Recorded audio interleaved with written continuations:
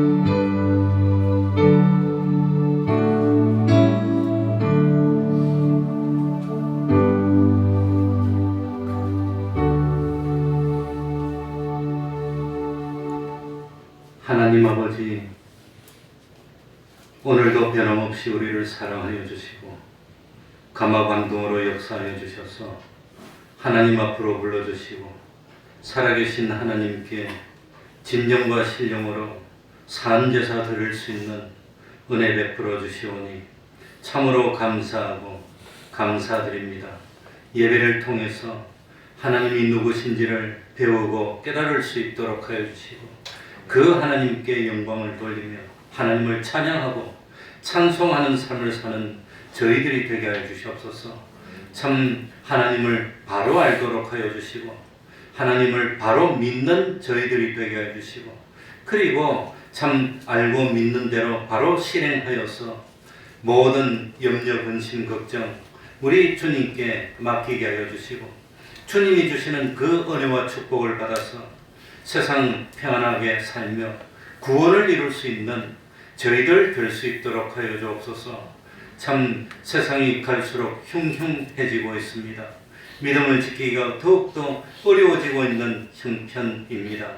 하나님 아버지, 말씀을 통하여서 하나님과 동행하여 하게 하여 주시고 하나님의 섭리를 찬양하게 하여 주시고 하나님께 순종함으로 평상시에 하나님을 사귀고 하나님과 가까워져서 마침내 은혜의 때가 되고 구원의 날이 됐을 때 참으로 구원을 이룰 수 있고 평안히 참 영생을 바라보는 저희들이 될 수 있도록 하여 주옵소서.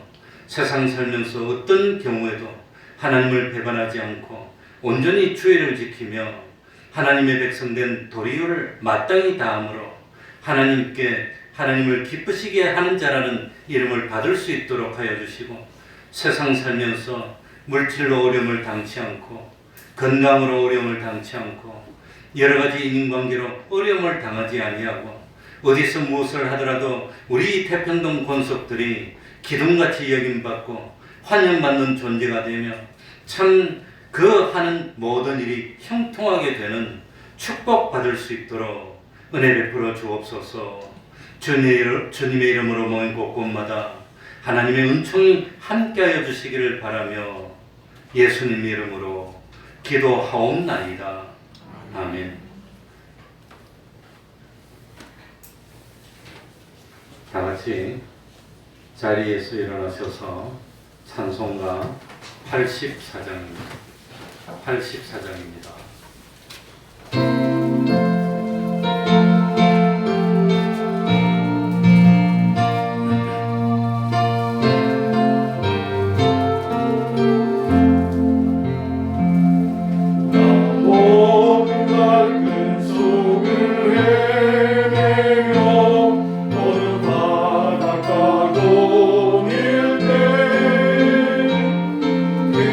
갈릴리 오시니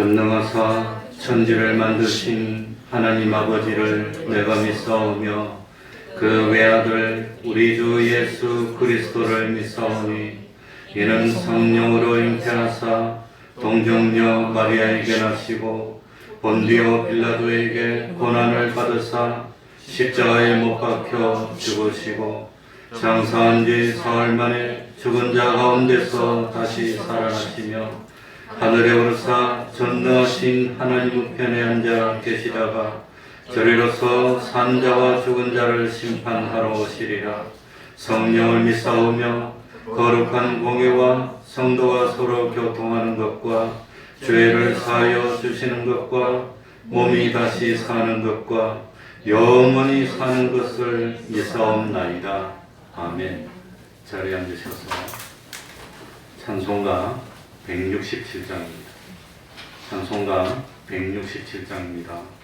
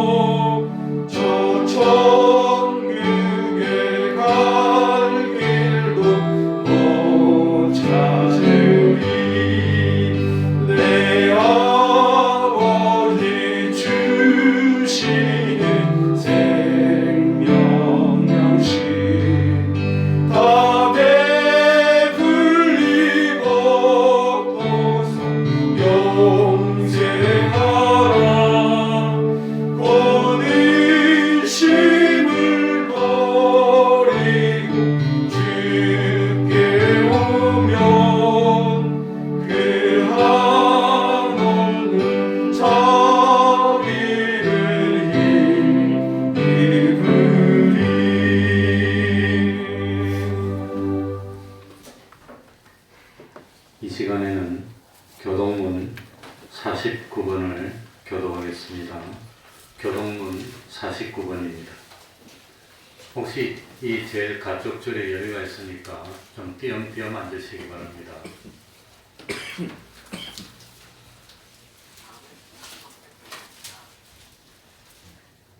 교동문 49번을 교도하겠습니다.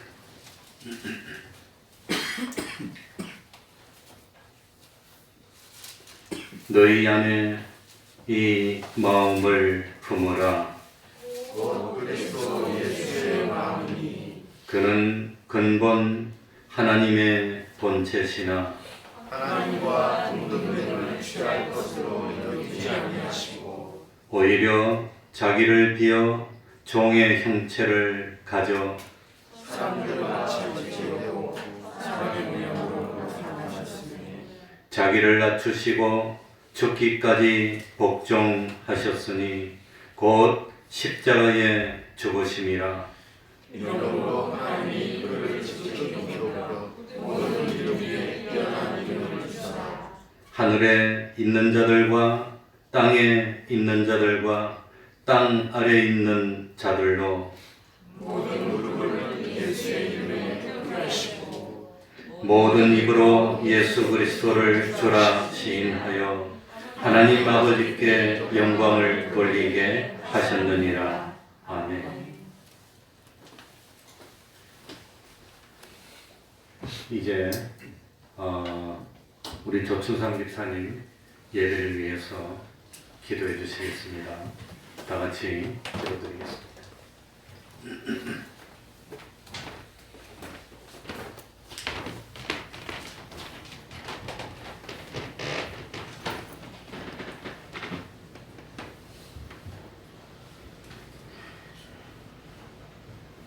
하나님 아버지, 은혜에 감사함을 드립니다.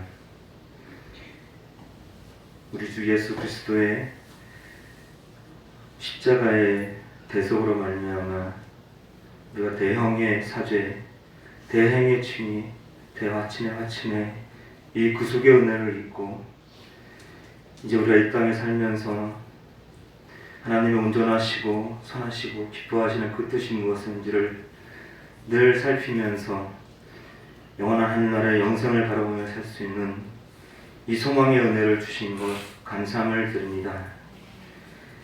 이제 우리가 이 주님의 대속의 은혜를 깨닫고 나서는 마땅히 하나님의 그 기쁘신 뜻에 따라 합당한 자로 살아야 할진데 아직도 악령과 악성과 악습의 이 옛사람의 이 구습을 벗어버리지 못하고 온전히 하나님 말씀에 순종하지 못하고 내 기분 감정대로 살 때가 많은 저희들이 오니 하나님 이 예배를 통하여서 우리를 불쌍히 여겨주시고 우리에게 물리로 거둘 수 있는 담대한 믿음을 허락하여 주시사 주께서 어디든 오라 하시면 오고 가라 하시면 갈 수 있는 그러한 믿음의 사람들로 변화시켜 주시옵소서. 하나님, 우리가 원컨대 우리의 모든 바라보는 것과 우리의 모든 소망하는 것이 하나님의 시각과 하나님의 뜻에 합당한 것이 되기를 원합니다. 우리 교회가 존재하는 것도 말씀이 있기 때문에 존재하게 해주시고 우리의 각 성도의 삶도 하나님 말씀에 근거하여서 말씀에 기초하여서 그 말씀대로 이루어지는 삶을 살 수 있는 저희들의 삶이 될 수 있도록 주여 주관하여 주시옵소서. 이 땅에는 아직도 많은 사람들이 얽매이고 핍박받고 굶주리고 고난 가운데 살고 있습니다. 하나님, 이러한 때 우리 교회가 주님의 능력을 힘입어서 빛과 소금이 되어서 참 그들에게 진리를 외치게 하여 주시고 주님의 빛을 나타내게 할 수 있는 이 소명을 잘 감당할 수 있는 우리 태평동 교회와 이 땅에 모든 세워주신 교회들이 될 수 있도록 주님 축복을 더하여 주시옵소서. 오늘 이 예배를 통하여서 하나님 주시고자 하시는 주님의 귀한 말씀을 잘 받아들여서 이것이 시와 정자가 되어서 우리의 일주일간의 삶이 하나님과 동거동행하는 삶이 되게 해주시고 또한 이 말씀을 증거하시는 목사님 담대히 세워주시사 우리의 모든 믿음의 본이 되게 해주시고 하나님께 하나님의 귀한 말씀을 우리에게 전하는데 부족함이 없도록 늘 그 심령을 강건하고 굳건히 붙잡아 주시옵소서. 이 말씀을 받아서 우리의 믿음이 자라게 해주시고 우리의 삶이 변하게 해주시고 하나님을 닮게 해주시고 하나님과 더 가까워지는 그러한 일주일의 삶을 살 수 있도록 도와주시옵소서.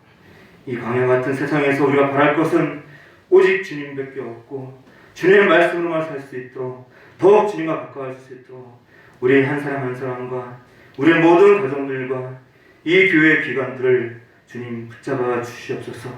위로가 필요한 자들에게 위로를 더해 주시고 하나님 도움이 필요한 자들에게 주님의 도움이 임하도록 하여 주시고 우리가 서로 주님의 사랑으로 교제하며 주님의 말씀을 떡으로 나눠 먹을 수 있는 주님께로 물어물어 자라갈 수 있는 이 믿음 있는 교회가 될 수 있도록 주여 인도하여 주시옵소서. 예수님의 이름으로 기도드렸습니다. 아멘.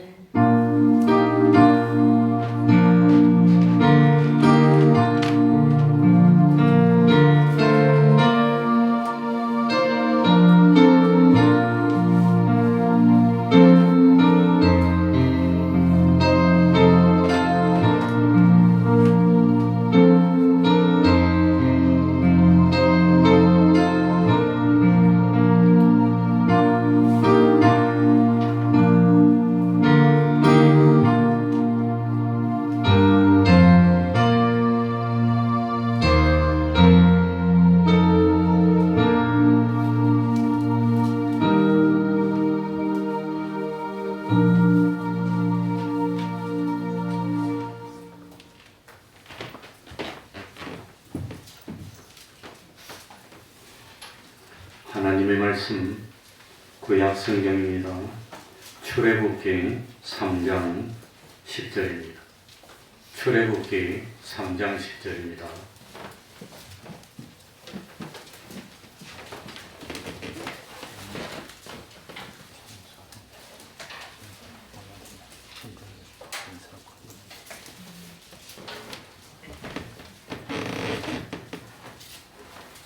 출애굽기 3장 10절부터 15절까지를 제가 읽겠습니다.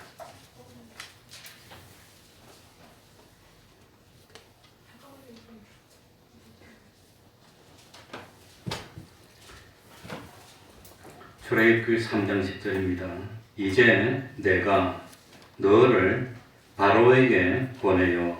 너로 내 백성 이스라엘 자손을 애굽에서 인도하여 내게 하리라. 모세가 하나님께 고하되 내가 누구간데 바로에게 가며 이스라엘 자손을 애굽에서 인도하여 내리이까. 하나님이 가라사대 내가 정녕 너와 함께 있으리라. 네가 백성을 애굽에서 인도하여 낸 후에 너희가 이 산에서 하나님을 섬기리니 이것이 내가 너를 보낸 증거니라. 모세가 하나님께 고하되 내가 이스라엘 자손에게 가서 이르기를 너희 조상의 하나님이 나를 너희에게 보내셨다 하면 그들이 내게 묻기를 그의 이름이 무엇이냐 하리니 내가 무엇이라고 그들에게 말하리이까. 하나님이 모세에게 이르시되 나는 스스로 있는 자니라. 또 이르시되 너는 이스라엘 자손에게 이같이 이르기를 스스로 있는 자가 나를 너희에게 보내셨다 하라. 하나님이 또 모세에게 이르시되 너는 이스라엘 자손에게 이같이 이르기를 나를 너희에게 보내신 이는 너희 조상의 하나님 곧 아브라함의 하나님 이삭의 하나님 야곱의 하나님 여호와라 하라. 이는 나의 영원한 이름이요 대대로 기억할 나의 표호니라. 아멘.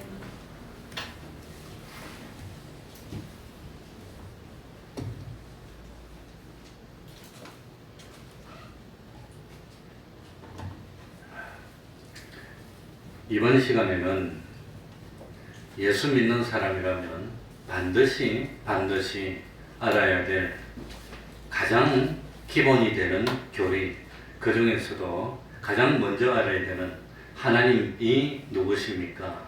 예수님은 어떤 분이십니까? 하는 것에 대해서 말씀드리려고 그럽니다. 일반적으로 장로교회에는 헌법이라고 하는 것이 있습니다. 헌법. 그러니까 교회 헌법이 있고 교회 헌법에는 물론 그 헌법이라는 법도 있고 그것도 그리고 종교이기 때문에 그 헌법에는 여러 가지 부속의 신앙의 교리들이 담겨 있는 것들이 있습니다. 그래서 이 장로교회 헌법에는 기본 교리를 선포한 그 교리가 5가지가 있습니다. 제가 어제도 그제도 헌법책을 내가지고 찾아보니까 5가지가 있었습니다. 제일 먼저 우리들이 예배를 시작할 때 했던 그 사도신경이 나옵니다. 사도신경에도 간단한 신앙 기본적인 교리들이 들어있습니다. 두 번째는 12신조라고 하는 게 있습니다. 12신조. 그러니까 12가지 신조인데 아마도 옛날 사도 때부터 내려오던 그런 전통적인 신앙 고백을 하는 12신조가 있고, 세 번째는 요리문답이 있습니다. 요리문답. 그리고 네 번째로는 우리들이 다 아는 웨스트민스터 신앙 고백이 있고, 그리고 5번째는 그 교단 헌법으로 제정한 독특한 교단의 신앙 고백서가 있습니다. 이런 교리를 통해서 내가 믿는 신앙이 뭡니까? 내가 확실히 알아야 할 성경 진리가 뭡니까? 그걸 감춰준 교리를 깨달을 수가 있습니다. 그래서 이런 과정을 통해서 우리 믿음이 확실해지고 흔들리지 않고 굳건하게 되는 그런 것이 되는 겁니다. 그러면 제일 먼저 하나님이 누구실까요? 하나님이 어떤 분이실까요? 하나님이 누구입니까? 오늘 성경 말씀에 보면 구약 성경 5권을 집필한 모세도 하나님이 누구입니까? 하는 질문을 했습니다. 모세가 시내산 중턱에서 이상한 가시덤불에 불이 붙은 불 가운데 울려 펴진 하나님의 음성을 들었습니다. 하나님께서 모세를 향해서 너는 지금 애굽에 가서 고통 중에 있는 내 백성을 구출해서 해방시키도록 하라는 그런 말씀을 지시합니다. 이 말씀을 들은 모세는 주저하면서 하나님께 말씀하기를 제가 어떻게 애굽에 가서 바로 왕을 대항하고 이스라엘 백성을 해방시킬 수 있겠습니까? 그러니까 하나님이 뭐라고 모세를 격려하고 명령했나? 내가 정녕 너와 함께 할 터이니 하나님이 내가 너와 함께 할 터이니 그러면서 바로왕에게 가서 싸워서 이기고 이스라엘 백성을 구출하라고 하는 겁니다. 내가 너와 함께 할 테니까. 그러니까 모세가 나와 함께 하시겠다고 하는 하나님이 누구십니까? 하나님이 어떤 분입니까? 이렇게 물어봅니다. 그러니까 하나님이 자기를 소개하는데 누구라고 소개를 하지요? 14절에 나옵니다. 14절입니다. 우리 다 같이 한번 읽어보겠습니다. 하나님이 모세에게 자기를 소개하는 글입니다. 하나님이 시작. 하나님이 모세에게 이르시되 나는 스스로 있는 자니라. 또 이르시되 너는 이스라엘 자손에게 이같이 이르기를 스스로 있는 자가 나를 너희에게 보내셨다 하라. 그러니까 하나님이 자기를 소개하면서 나는 어떤 자라 그랬지요? 스스로 있는 자라. 스스로 있는 자라. 스스로 있다는 것이 뭘 뜻할까요? 스스로 있다. 그래 스스로 있다는 말씀 속에서 우리가 하나님에 대한 기본 교리를 3가지를 알 수가 있는 겁니다. 첫 번째는 하나님은 스스로 계시니까 누가 지어서 있는 겁니까? 누가 만들어서 있는 겁니까? 누가 만든 것도 아니고 지은 것도 아니고 그냥 계시는 겁니까? 그냥 계시는 겁니다. 그냥 스스로 있는 겁니다. 그러니까 스스로 계시다고 하는 것은 참 나는 어떤 사람이 나를 만든 것이 아니라 나는 창조주라고 하는 겁니다. 그러니까 하나님은 누구시지요? 창조주입니다. 하나님은 창조주를 믿는 겁니다. 창조주입니다. 그리고 두 번째로 하나님이 스스로 계시다고 하는 것은 스스로 영원히 계신 겁니다. 스스로 영원히. 그러니까 하나님은 저절로 생긴 게 아니라 스스로 계시는 거니까 시간의 제약 속에 계시는 분이 아니라 스스로 영원토록 계시는 존재라고 하는 겁니다. 그래서 하나님의 두 번째 특징은 뭐지요? 영원하신 분이라는 겁니다. 영원하신. 하나님은 영원하신 존재입니다. 영원불변의 존재입니다. 이게 하나님입니다. 영원불변입니다. 그리고 세 번째, 스스로 계신다고 하는 것은 누구의 다스림을 받고 누구의 지배를 받는 분이 아니라 지배를 받고 다스림을 받지 않으니까 이건 누구란 말입니까? 역사의 주권자라고 하는 뜻입니다. 역사의 주권자. 그러니까 우리가 믿는 하나님은 누구시죠? 누구시죠? 창조주입니다. 두 번째는 누구시죠?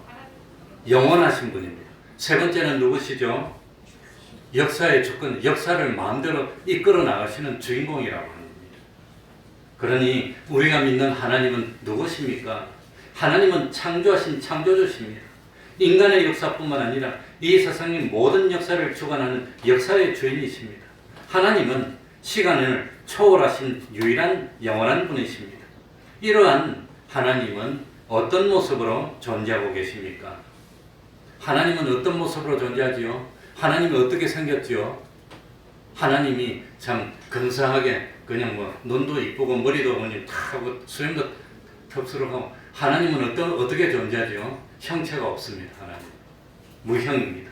그래서 우리 장로교 신앙고백 2항에 보면은 하나님은 어떤 분입니까? 하나님은 본질에 있어서 한 분이시다. 그런데 삼위로 존재하신다. 삼위는 성부, 성자, 성령이시다. 삼위는 서로 혼돈되지 않고 혼합될 수도 없고 완전히 분리할 수도 없다. 삼위는 그 신성과 능력과 존재와 서열과 영광에 있어서 완전히 동등하시다. 하나님은 삼위로 계시다. 이 하나님의 존재의 정의입니다. 이런 정의를 내리기까지 수백 년이 걸린 겁니다. 그러니까 하나님은 세 분이십니까? 한 분이십니까? 한 분이신데 그런데 존재는 삼위로 존재하신다는 겁니다. 그걸 인간의 머리로 이해할 수는 없습니다. 어쨌든 그렇습니다. 그래서 삼위는 성부, 성자, 성령입니다. 성부는 아버지라는 뜻입니다. 하나님은 아버지와 같은 분은 하나님입니다. 그러니까 하나님은 마치 아버지처럼 자식을 낳으시고 인류를 만드시고 가정의 주인이 되듯이 역사의 주인이 되시고 가정을 책임지고 주관하듯이 모든 인류의 역사를 주관하고 계신다는 뜻으로 하나님은 성부로 계신다는 겁니다. 성부. 그런데 이 하나님이 똑같은 하나님이 인간의 몸을 입고 인간의 모습으로 이 인간의 역사에 들어오셔서 인간으로 사신 분이 계신데 그분이 누구시라 말이지요? 예수 그리스도. 그래서 바로 이 예수 그리스도를 우리는 뭐라고 부르느냐면 성자라고 부르는 겁니다. 성자, 아들입니다. 하나님 아들입니다. 그래서 예수님은 하나님이신데 인간의 몸을 입고 인간의 모습으로 역사 속에 들어와 사신 하나님이 성자라고 하는 겁니다. 그런데 이 성자께서 참 십자가에서 죽으시고 부활하시고 하늘나라로 승천하신 뒤에 하나님께서는 영으로 우리 가운데 임재하셔서 감화하시고 감동하심으로 활동합니다. 이 영으로 활동하신 하나님을 누구라고 부르지요? 성령으로 부르는 겁니다. 그래서 하나님은 제일 먼저 누구셨지요? 성부, 두 번째는 성자, 세 번째는 성령. 그러니까 성부도 계시고 성자도 계시고 성령도 계신데 하나님이 그러면 세 분이다 말입니까? 한 분이다 말입니까? 한 분인데 삼위로 계신 겁니다. 그러니까 아버지와 같은 성부 하나님, 인간이 모습을 한 예수 그리스도인 성자 하나님, 그리고 영으로 움직이는 성령 하나님으로 역사하신다고 하는 겁니다. 그래서 삼위일체를 트리니티라고 합니다. 트리니티. 이 성경에서 나온 말, 트리니티인데 이걸 어떻게 표현하느냐면은 three persons in one essence 이럽니다. one essence and three persons 이렇게 하기도 하고 one God three persons 이렇게 표현하기도 하고 아무튼 트리니티 삼위일체로 계십니다. 그런데 이 삼위일체로 계신 하나님이 어떤 일을 하십니까? 어떤 일을 하시지요? 제일 먼저 하나님이 어떤 일을 하시느냐? 섭리하시는 겁니다. 무슨 일 하시지요? 섭리. 프라비던시라고 그러는데 섭리라고 하는 것은 하나님께서 하나님의 창조 목적을 실현하기 위해서 모든 피조물계를 보존하시는 겁니다. 감찰하시는 겁니다. 그리고 돌아보시고 지배하시는 모든 행동을 섭리라고 하는 겁니다. 하나님이 섭리하시니까 제가 초등학교 다닐 때만 하더라도 석유가 한 30년 지나면 석유가 없어질 거예요. 그래가지고 사람이 석유가 없어지면 어떻게 사나? 그걸 고민하고 그냥 어떻게 해야 된다는 걸 막 했는데 50년 지났는데 석유 안 없어져요. 아직도 계속 더 많이 있어. 하나님이 인류의 역사를 주님이 다시 오실 때까지 계속되게 보존해 주시는 겁니다. 보존해 주시는 것. 그러니까 이 하나님은 섭리하십니다. 하나님은 감찰하십니다. 그래서 시편 139편 1절부터 4절 보면 하나님이 하시는 일을 이렇게 표현합니다. 여호와여 주께서 나를 감찰하시고 아셨나이다. 주께서 나의 앉고 일어섬을 아시며 멀리서도 나의 생각을 통촉하시오며 나의 길과 눕는 것을 감찰하시며 나의 모든 행위를 익히 아시오며 하나님은 나의 모든 것을 아시고 그리고 나를 보존해 주시고 나를 참 감찰하시고 그리고 모든 것을 세상의 역사를 주관하고 계시는 겁니다. 지금도 미국에서 흑인이 참 차별을 받고 백인 경찰들이 흑인을 체포하면서 무릎으로 목을 눌러서 지식에서 죽어가서 그래가지고 아무튼 조지 플로이드 사건이 일어나고 난리가 나고 했는데 이 1955년에 미국에 어떤 흑인이 있었습니다. 이분이 하나님을 성실하게 믿다가 보스턴 대학에서 신학 박사학위를 받았습니다. 그러니까 그게 1955년입니다. 그래가지고 이 참 명문인 보스턴 그 대학에서 목사 안수를 받았습니다. 그래가지고 어느 교회로 와서 참 목사 일을 해야 되나 이렇게 하다가 두 군데 교회에서 이 마르틴 루터 킹 목사님을 초청해서 우리 교회에 참 심호해주기 위해서 우리가 참 한번 보고 싶으니까 설교를 한번 해주십시오. 그랬답니다. 교회 두 군데. 한 군데는 2,000명이나 나오는 큰 교회고 한 군데는 몇십 명 나오는 작은 교회입니다. 그러니 흑인으로서 이렇게 명문대학에 나와서 목사 안수까지 받았으니까 적어도 한 수천 명 나오는 큰 교회에 가야 안 되나 속으로 그렇게 생각했답니다. 그래 2,000명 되는 교회 가서 설교를 했는데 거기서 딱지를 받았어요. 실망을 했답니다. 갈 데는 없고 수십 명 되는 그 교회로 할 수 없이 가가지고 설교를 해서 그 교회에서 이제 담임을 하게 됐는데 그런데 그 당시는 드물게 참 이거 아무튼 이 목사가 되는 게 참 그 당시에는 상당히 힘들었고 어려웠던 모양입니다. 그런데 실망해서 하나님이 왜 나를 이렇게 참 이름도 없는 시골의 작은 교회로 가게 하셨을까?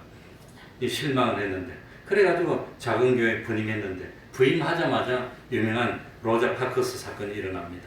그때만 하더라도 흑인을 너무 그냥 차별하고 그래가지고 미국에서 이 버스를 타도 버스 앞쪽은 백인들이 타는 칸, 뒤쪽은 흑인들이 타는 칸. 식당도 어떤 식당은 흑인은 못 들어오고 백인만 들어오고 어떤 식당은 흑인도 들어올 수 있고 식당도 나눠지고 그냥 다 나눠져 있었어요. 흑인 한 사람 오면 백인들은 다 가버리고 이래서 차별이 심해가지고 지금처럼 그렇지를 못했습니다. 그런데 로자 파크스라는 사람이 흑인들이 주로 무슨 일을 했냐면 일용직으로 하루 종일 그냥 힘든 노동일을 하는 겁니다. 노동일을 하고 월급은 조금 받고 그래가지고 저녁에 집에 가기 위해서 버스를 딱 탔는데 너무 지쳐서 힘든데 보니까 흑인들은 다 차갖고 하나도 빈자리가 없어. 앞에 백인들이 타는 데는 한 명도 없더랍니다. 한 명도 없으니까 한 명도 없는데 그 백인들이 타는데 뒷좌석에 가서 가만히 앉아 있으니까 이 운전사가 백인인데 버스 운전기사가 버스를 운전하고 하다가 또 보니까 흑인이 백인석에 앉거든. 버스를 그 자리에서 세워가지고 뒤로 와서 버스 문 열어놓고 그 흑인 여자를 갖다가 내동댕이 쳐서 버스 바깥으로 집 던져버렸어. 그러니까 이 흑인 여자가 그냥 내동댕이 쳐서 버스 바깥으로 나가 떨어졌어. 그거 보고 타고 있던 흑인들이 화가 나가지고 그냥 흑인 운동을 일으키게 됐습니다. 그래서 이 사건이 계기가 돼서 이 원치 않게 마르틴 루터 킹 목사님이 흑인 인권 운동이 일어나게 돼서 버스 타지 말자 그러면서 데모를 한 겁니다. 근데 이 킹 목사님이 한 거는 비폭력입니다. 지금처럼 폭력을 하는 게 아니라 비폭력으로 우리 버스 타지 말고 시위를 해서 흑인의 참 권위를 도둑치다 이래가지고 운동을 했는데 나중에 노벨 평화상까지 타게 됐습니다. 유명한 사람이 됐고 그러니까 나중에 하나님이 나한테 이런 일을 하려고 이 작은 교회 보냈구나. 그게 하나님의 섭리였구나. 이걸 깨닫게 큰 교회 갔으면 이런 일을 못했을 것이고 더 안 유명해졌을 텐데 작은 교회 가서 유명해졌다는 겁니다. 그리고 노벨 평화상을 탔으니 1964년에 평화상을 탔으니 얼마나 전 세계적인 인물이 됐고 그리고 1968년에 총 맞아서 그냥 저격당해서 죽어버립니다. 어쨌든지 그러니까 때로는 하나님의 섭리를 이해하지 못해서 불평할 때가 있습니다. 하나님 왜 나를 이렇게 힘들게 합니까? 왜 이렇게 참 어렵게 합니까? 왜 내가 이렇게 고통을 겪어야 됩니까? 그럴 때가 있습니다. 그러나 참 하나님을 사랑하는 마음으로 사는 사람, 하나님의 뜻을 찾아서 사는 사람에게는 알고 보니까 처음에는 이해를 못했는데 이렇게 크게 나를 들어쓰시려고 그랬구나 깨닫게 그게 하나님의 섭리라고 하는 겁니다. 모세도 이스라엘 백성들을 이끌어낼 텐데 그러기 위해서 바로왕의 공주가 돼서 왕의 왕자들만 받는 교육을 40년 동안 받고 그냥 이랬는데 갑자기 그냥 한 사람을 죽이고 그게 뽀록 나가지고 도망가게 됩니다. 40년을 그 미디안 광야에 묻혀갖고 그냥 이제는 나이가 80이 되고 늙었고 이름 없는 용기도 다 없는 그런 사람이 됐는데 그러고 된 뒤에 하나님이 들어서 쓰는 겁니다. 그래서 하나님이 인간을 구원하는 일은 내 능력으로 하는 게 아니구나. 하나님의 능력으로 하는구나. 그걸 깨닫게 돼서 저도 그래서 하나님의 능력으로 한다는 것을 지금 준비하고 있습니다. 이게 하나님. 그래서 하나님은 삼위일체 하나님은 섭리하시는 겁니다. 그 하나님은 우리를 뭐 하시는 하나님이지요? 사랑하신다는 겁니다. 우리가 두 번째 알아야 될 하나님은 우리를 사랑하시는 겁니다. 요한일서 4장 8절 9절에 하나님은 사랑이심이라. 하나님은 누구지요? 사랑. 그래서 교회도 들어간 데 표에 하나님은 사랑이시다. 그런 거 많이 써놨는데 하나님은 사랑. 하나님이 우리를 사랑해 준다는 게 얼마나 다행입니까? 얼마나 기쁜 일입니까? 요한복음 3장 16절에도 하나님이 세상을 이처럼 모아사 사랑하사 누구를 보내주셨으니 독생자를 보내주시기까지 우리를 사랑해 주시니 그러니 우리가 하나님의 사랑을 믿는 겁니다. 아이들이 예전이 예원이던 아이들이 자기들이 뭐가 있다고 아빠 보고 이런 아빠 보고 함부로 그냥 아빠 이거 내놔 그런다고 주겠습니까? 그 아빠가 빚졌나? 그런데 내놓으라면 뭐합니까? 꼼짝 못하고 줘. 그러니까 아이들은 아빠가 자기를 안 잡아먹고 뭐 한다는 걸 알고 있습니까? 사랑한다는 걸 알고 있는 겁니다. 안 그러면 잡아먹어버리지. 그 호랑이나 사자도 그냥 얼마나 그냥 맹수인데도 사자 새끼들은 아버지한테 가서 막 뭐라 하는 겁니다. 뭐하니까? 사랑하니까. 하나님이 우리를 사랑해 주셨다. 얼마나 사랑해 주셨나. 하나밖에 없는 외아들 예수 그리스도를 세상에 보내가지고 그 예수님이 세상을 창조한 주인인데 사람들에게 핍박받는 모습을 보면서도 참는 겁니다. 우리 아들이 저 갔는데 동네 꼴목에 보니까 다른 큰아이가 아들 때리고 있으면 아빠가 어쩌겠습니까? 요즘 같으면 동영상 찍어서 당장 콩밥 먹이고 손에다 하고 그럴 건데 때리고 막 맞고 있는데 보고 참는 겁니다. 하나님. 그래가지고 그 아들을 핍박하더니 십자가에 매달아서 그냥 대롱대롱 달아가지고 진을 빼서 죽이는데 그거 보고 참는 겁니다. 왜 참습니까? 그래야 우리 구원이 되니까. 그렇게 사랑해 주셨다고 하는 겁니다. 그래서 하나님은 섭리하시고 두 번째 하나님은 우리를 사랑하시고 세 번째 하나님은 우리를 무한히 사랑하는 것이 아니라 때가 되면 심판하신다는 겁니다. 하나님은 뭐하는 하나님이시지요? 때가 되면 심판하는 겁니다. 언제까지 사랑해 주시고 언제까지 물러터져서 잘못해도 용서해 주고 그러는 게 아니라 때가 되면. 그래서 하나님은 공의의 하나님. 무슨 하나님이지요? 공의의 하나님. 냉정하게 심판하는. 하나님이 심판할 때는 울어도 소용없습니다. 10처녀 교회에서 보면 5처녀는 혼인잔치에 못 들어갔습니다. 나중에서 열어달라고 그냥 눈물 흘리고 애원하더라도 안 열어주는 겁니다. 한 번 심판하면 냉정합니다. 그러니까 은혜의 때가 있고 구원의 날이 있다는 겁니다. 그 기회가 지나가면 늦어도 소용없어. 울어도 소용없어. 팍 지옥에 보내버리는 겁니다. 아주 가차없이 냉정하게. 그러니까 하나님은 사랑이시지만 하나님은 공의의 하나님. 심판하는데 심판에는 두 가지 심판이 있는데 하나는 개인적인 심판입니다. 행한 대로 개개인에게 행한 대로 갚아주는 겁니다. 개인적인 심판입니다. 그러니까 에스겔 18장 20절에 보면 의인의 의도 자기에게로 돌아가고 악인의 악도 자기에게로 돌아가리라. 그러니 개개인 한 사람 한 사람이 행한 대로 그대로 갚아주는 겁니다. 내가 힘든데 어려운데 그 힘들고 어려운 중에서 믿음을 이만큼 지켰습니다 하는 걸 하나님 보고 다 알아주신다고 하는 겁니다.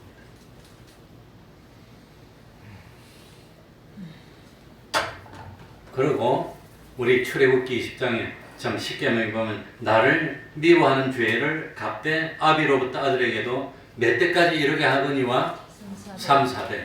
나를 사랑하고 내 계명을 지키는 자에게는 몇 대까지 은혜를 베푸느니라? 1000대까지. 그러니까 참 내가 죄를 지으면 죄를 짓는 모습을 보면서 참 자녀들도 영향을 받고 3, 4대까지 영향을 받는다는 겁니다. 손자도 영향을 받고. 그래서 아버지가 죄를 지으면 자기로 끝나는 게 아닙니다. 손자까지 3, 4대까지 죄를 지어서 참 하나님에게 벌을 받게 되고 징계를 받게 되고 내가 하나님의 말씀을 지키면 하나님이 기뻐서 천대까지 복을 받을 수 있도록 그렇게 참 하나님이 해주니까 우리가 하나님을 바로 믿고 섬겨야 된다는 겁니다. 그리고 두 번째 심판은 뭐냐? 종말적인 심판입니다. 주님이 세상에 다시 오시면 나 한 사람만 심판받는 게 아니라 모든 세상의 인류의 역사가 끝나버리고 세상이 종말이 오는 겁니다. 종말적인 심판입니다. 그래서 기독교는 종말론적인 종교입니다. 종말이니까 암울하고 비참하고 끝이냐? 아니라 희망적인 종말입니다. 이 세상의 역사는 끝나지만 새하늘과 새 땅이 되고 하늘나라로 옮겨가는 그런 새로운 역사가 시작이 되는 겁니다. 그래서 하나님은 세 가지입니다. 하나님은 섭리하시고 하나님은 우리를 뭐 해주시고 사랑해 주시고 마지막에는 하나님은 뭐 하신단 말이죠? 심판하신다는 겁니다. 너 깨버렸지. 너 이렇게 했지. 냉정하게 심판합니다. 그러니까 사람은 모르지만 하나님은 알고 있으니까 우리가 신앙을 지켜야 되는 겁니다. 그러면 우리가 신앙생활할 때 이런 하나님 앞에 신앙생활할 때 신앙생활의 제일 기본이 뭘까요? 우리가 신앙생활 하는데 신앙생활의 기본이 세 가지가 있는데 제일 기본이 뭘까요? 제일 먼저가 안식의 법입니다. 그러니까 예수님을 믿는 사람은 제일 기본이 뭘 지켜야 된단 말이죠? 안식일인데 요즘 말 나오면 뭐지요? 주일입니다. 주일 지키는 게 제일 기본이라고. 주일을 지킨다는 것은 다른 말로 하면 하나님 앞에 뭐 드리는 겁니까? 예배 드리는 겁니다. 예배. 그러니까 이 신앙생활의 최고 기본이 뭐냐? 주일을 지키고 주일날 참 옷과 마음을 깨끗하게 단정하기 위해서 하나님 앞에 나서 예배 드리는 거죠. 예배 안 드리면 그건 예수를 안 믿는 겁니다. 예배를 드려야 된다는 겁니다. 예배 드리는 거. 그래서 우리가 신앙생활 하는데 제일 먼저가 주일 지키고 예배 드리는 겁니다. 예배를 바로 드리고 주일을 바로 지키는 사람은 신앙이 성장합니다. 누가 뭐라도 성장하고 복을 받고 잘 됩니다. 예배를 등한시하고 멀리하는 사람은 신앙이 성장하지 않고 복을 못 받습니다. 그래서 제일 먼저가 안식이고 두 번째 예수 믿는 사람은 뭐 해야 될 것 같습니까? 하나님 앞에 뭐 해야 되지요? 신앙의 기본이 순종하는 겁니다. 순종의 법입니다. 순종. 하나님의 말씀에 순종 안 하면 예수 안 믿는 겁니다. 하나님의 말씀에 순종하면 예수 믿는 겁니다. 그래 주일을 거룩하게 지키라. 도적질하지 말라. 간음하지 말라. 거짓 증거하지 말라 하는 말씀에 순종 안 하면 예수를 안 믿는 겁니다. 순종하면 예수 믿는 겁니다. 그래서 예수 믿는 제일 기본이 안식의 법, 예배 드리는 거죠. 예배를 드려야 돼요. 두 번째가 순종입니다. 순종. 그래서 하나님이 인류 대표인 아담 하와를 만들어 놓고 제일 먼저 에덴 동산에서 뭘 만들어 놓습니까? 선악과를 만들어 놓고 먹지 말라. 순종하나 안 하나 보는 겁니다. 선악과를 만들어 놓은 것은 항상 하나님을 생각하고 하나님 중심으로 살고 하나님 말씀에 순종하냐 순종 안 하냐. 선악과 안 먹어도 먹을 게 천지입니다. 임의로 먹는 것이 이거는 먹지 말라. 순종해라는 겁니다. 그런데 아담이 순종하지 않아서 인류가 이렇게 참 고난이 시작이 된 겁니다. 세 번째가 뭐겠지요? 예수 믿는 사람은 세 번째로 뭐 해야 되지요? 뭐 어떻게 살아야 될 것 같습니까? 어떻게? 베개집. 그럼 오세미. 어떻게 살아야 됩니까? 그 예수 믿는 사람의 3대 법칙이 뭐냐?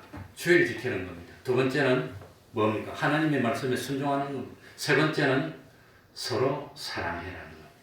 위로는 하나님을 사랑하고 옆으로는 이웃을 내 몸처럼 사랑하고 사랑하는데 누구도 사랑해라 말이지요. 누구도? 원수도 사랑하니까. 원수 아닌 사람은 말할 필요도 없는 겁니다. 원수도 사랑해주라. 다른 사람이 넌 왜 그리 바보 같냐 하는 말 들을 만큼 사랑해주라고 하는 겁니다. 하나님 하니까 끝나버렸어요. 50분 예수 그리스도 어쩌는 정도.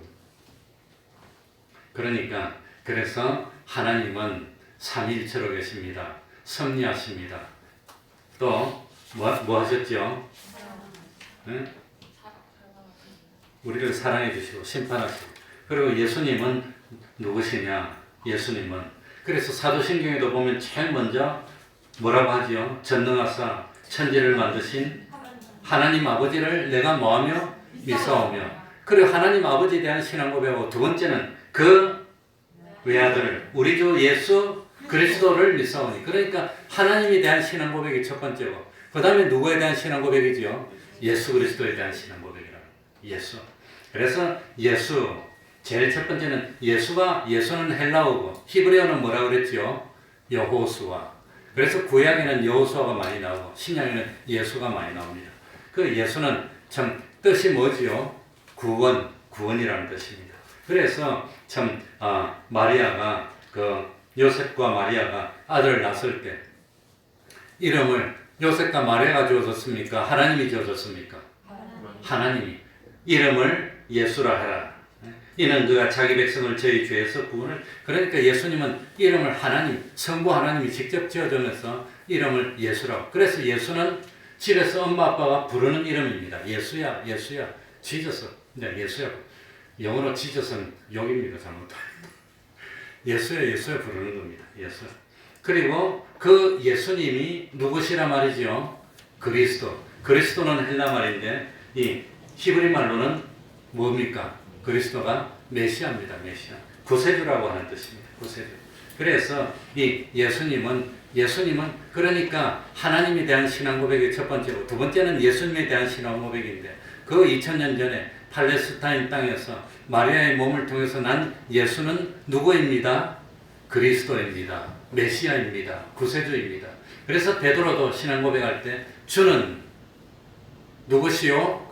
그리스도시요. 그러니까 예수님 당신은 그리스도시요. 그리스도는 다른 말로 하면 메시아시요. 우리의 구세주시요. 또 동시에 살아계신 하나님이 누구이십니다? 아들입니다. 그게 신앙 고백이라고 합니다. 그래서 우리의 예수님에 대한 신앙 고백은 뭡니까? 예수님 당신이 우리의 누구입니다? 그리스도입니다. 그래서 예수 그리스도라고 하는 겁니다. 그래서 예수는 그리스도입니다. 그리스도 예수라는 것은 그리스도가 누구냐? 바로 예수님이십니다. 이겁니다. 그러니까 강조하는 게 다릅니다. 그래서 보통은 예수 그리스도인데 특별한 경우는 그리스도 예수라고 할 때도 있습니다. 그게 뭡니까? 예수 그리스도라고 하는 것은 예수님 2000년 전에 저 팔레스타인 땅에서 마리아의 몸을 통해서 태어나가지고 거기서 목수의 아들로 참 고생하며 성장했던 예수님, 바로 예수님이 그리스도입니다. 우리의 구세주입니다. 그거 고백하는 것이 신앙이라고 하는 겁니다. 예수님을 누구로 믿습니까? 그리스도로 믿는 겁니다. 그런데 이 예수님에 대해서 우리들이 참 믿는 것이 뭐냐? 예수님은 성령으로 잉태하셨다는 거예요. 그래서 사도행전에도 성령으로 잉태하여, 예수님이 성령으로 잉태했다는 것은 예수님이 뭘 강조하는 걸까요? 신성을 강조하는 겁니다. 신성. 예수님은 하나님이시라는 겁니다. 그리고 그다음 마리아의 몸에서 났다는 것은 예수님이 뭘 강조하는 거지요? 인성. 그래서 희한하게도 예수님은 완벽하게 100% 하나님입니다. 그러면서 100% 사람입니다. 어떻게 이런 게 가능합니까? 그거 예수님에게만 그렇습니다. 그래서 예수님은 신성도 있고 인성도 있는데 서로 혼합되지 않습니다. 서로 분리될 수도 없습니다. 한 몸속에 신성과 인성이 항상 함께 있습니다. 신성과 인성이 영원토록 하나가 되어서 움직입니다. 그걸 일이라고, 신인 양성 일입니다. 그게 예수님에 대한 신앙 고백입니다. 이게 좀 어렵습니다. 그래서 이 예수님이 세상에 오셔서 우리에게 세 가지 은혜를 주셨습니다. 몇 가지 은혜? 세 가지 은혜. 첫 번째 은혜가 뭡니까? 죄를 용서해주는 일을 하셨다. 예수님이 우리를 구원해 주시는데 어떻게 구원해 주셨나? 죄를 용서함으로, 죄 없는 사람으로 만들므로 구원해 주는 겁니다. 여기 죄 없는 사람이 어디 있습니까? 다 죄 있는데 예수 믿는 사람이 더 독하더라. 예수 믿는 사람이 더 이기적이더라. 그러나 예수 믿으면 용서받아서 죄가 없어서 그래서 구원받는 겁니다. 예수 안 믿는 사람이 아무리 착하고 그래도 예수 안 믿으면 죄 때문에, 자기 죄 때문에 지옥 가는 겁니다. 착한 일 많이 해도 죄도 있고 그 죄 때문에 지옥 가는 겁니다. 왜 저 사람 착한 일 많이 했는데 지옥 갑니까? 예수 안 믿었기 때문에 지옥 가는 겁니다. 죄인입니다. 왜 저 사람은 나쁜 일도 많이 했는데 하늘나라 갑니까? 예수 믿으면 죄 용서 받는 겁니다. 그게 하늘나라 가는 겁니다. 그래서 예수님이 세상에 오셔가지고 우리를 구원하는데 첫 번째 방법이 뭐냐? 죄를 용서해 주신다고 하는 거예요. 죄를 용서해 주기 위해서 우리 죄를 주님이 대신 지고 고통당하고 죽어가는 겁니다. 죽어가는데 하나님은 그걸 버려둔 겁니다. 그래서 십자가에서 왜 나를 뭐 하시나이까? 버리시나이까? 죄를 짓고 죽도록 버려둠으로 우리가 구원받았다는 겁니다. 그게 하나님의 사랑입니다. 두 번째 은혜가 뭐지요? 칭의의 은혜입니다. 하나님 앞에서 심판을 통과할 수 있는 의롭다함을 받을 수 있는 사람으로 인정해 주신 겁니다. 그래서 우리가 구원받은 겁니다. 너가 뭐가 그렇게 참 의로운 게 많니?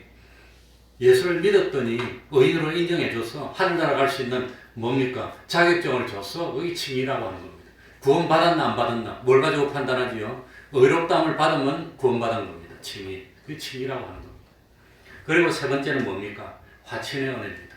하나님과 하나 되어 살더라. 네? 그래, 십자 들어가는 사람하고 아닌 사람하고는 근처에 같이 있기만 하더라도 소화가 안 된다 하더라고요.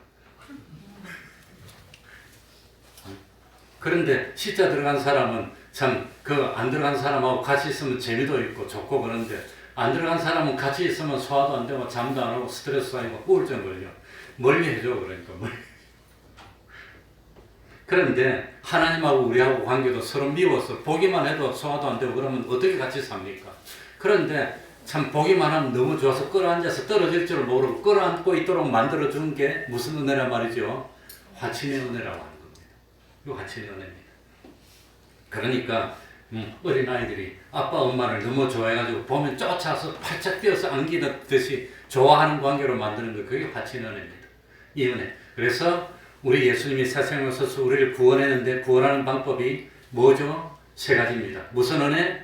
사죄의 은혜. 두 번째는 무슨 은혜? 칭의의 은혜. 세 번째는 무슨 은혜? 화친의 은혜. 그러니까 우리가 이거 말고도 기본 교리를 배워야 될 것이 많이 있는데 그 중에서 오늘은 특별히 하나님에 대해서. 하나님은 트리니티라고 그랬죠. 우리말로 뭐였죠? 뭐였죠? 삼위일체, 트리니티, 삼위일체가 이 성경에서 나온 겁니다. 그리고 예수님에 대해서 삼위일체 하나님, 예수님에 대해서 바로 알고 그리고 누가 뭐라 하더라도 이 믿음이 흔들리지 말고 이 참 기본 교리를 딱 가지고 있어야 됩니다.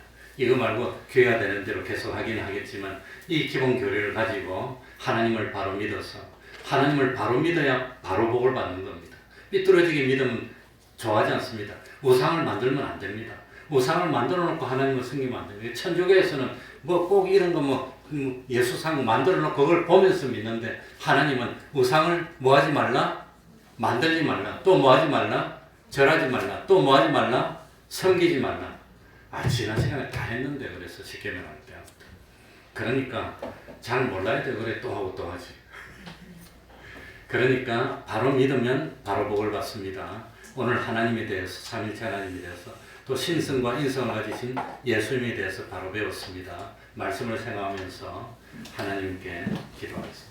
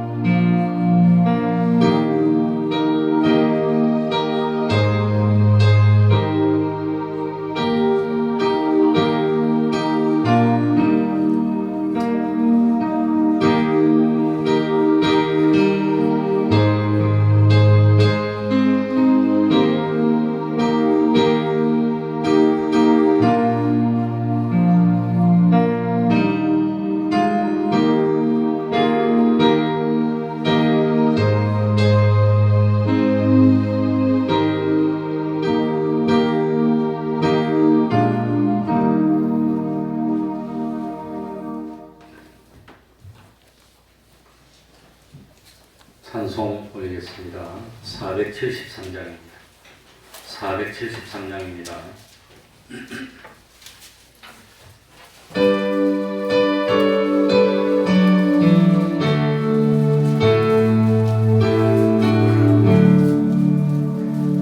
하늘만 속에 참된 평화 있네 주 예수가 주신 평화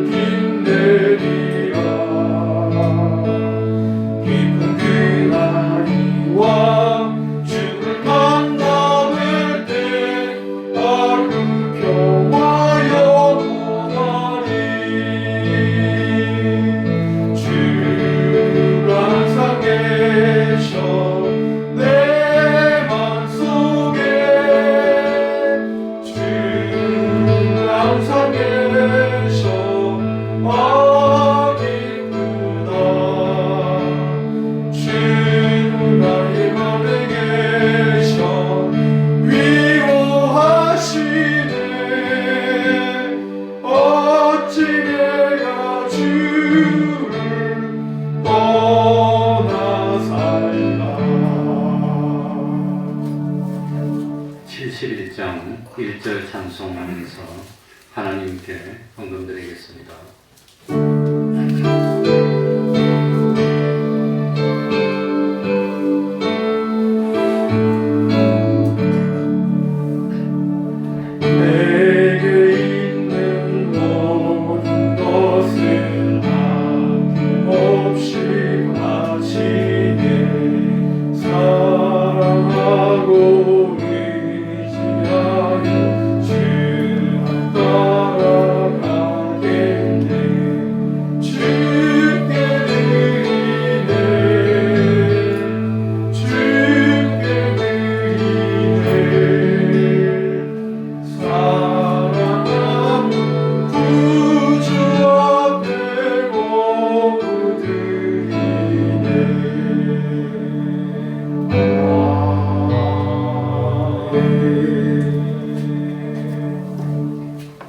장시간 운전하는 동안 주와 동행하게 하시니 감사합니다.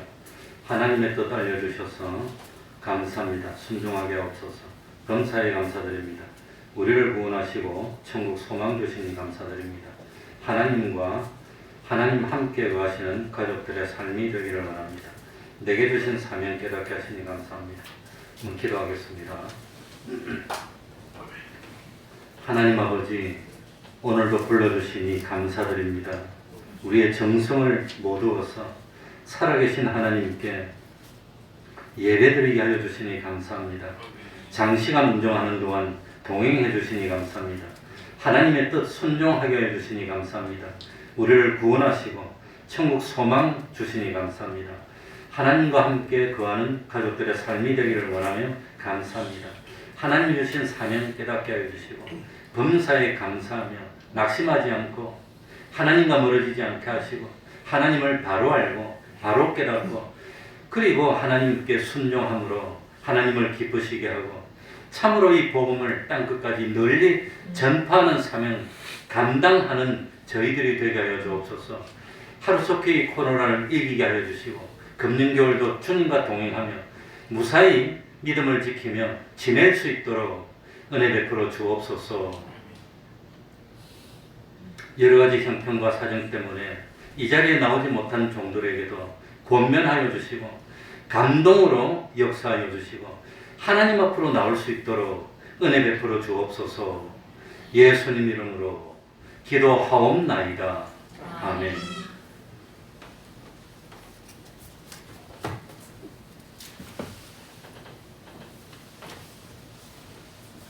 예. 매일 30분 기도 하시기 바랍니다. 매일 성경 읽으시기 바랍니다. 이것이 차곡차곡 쌓이면 이 참 능력이 됩니다. 그리고 전도는 우리 사명입니다. 매주 금요일 밤 8시부터 기도회가 있습니다.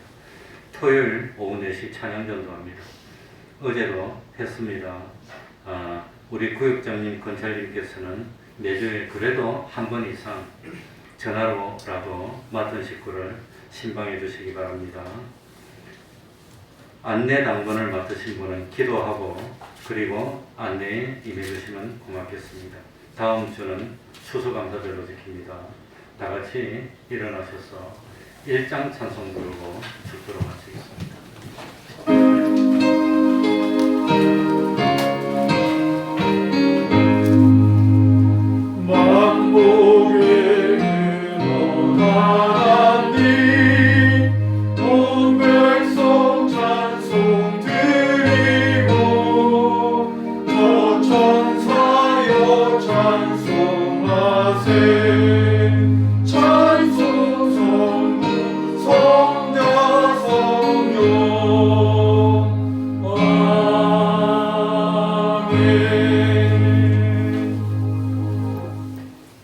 우리 주 예수 그리스도의 은혜와 하나님 아버지의 사랑하심과 성령님의 교통하심이 항상 함께하기를 축원하옵나이다. 아멘.